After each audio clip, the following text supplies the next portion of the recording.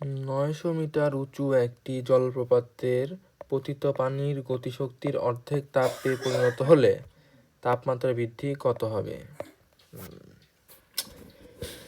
900 metre উঁচু একটি জলপ্রপাতে পতিত পানির গতিশক্তির অর্ধেক তাপে পরিণত হলে তাপমাত্রা বৃদ্ধি হবে কত?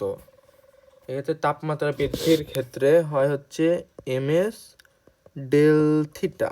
ms ডেল থিটা ইকুয়াল টু এত মিটার উঁচু পতিত পানি হচ্ছে পড়ছে এত মিটার উঁচু থেকে যখন কোনো কিছু পড়ে তখন হয় হচ্ছে এখানে হচ্ছে অর্ধেক mgh, অর্ধেকের জন্য হাফ, আর আমাদের বের করতে হবে ডেল থিটা।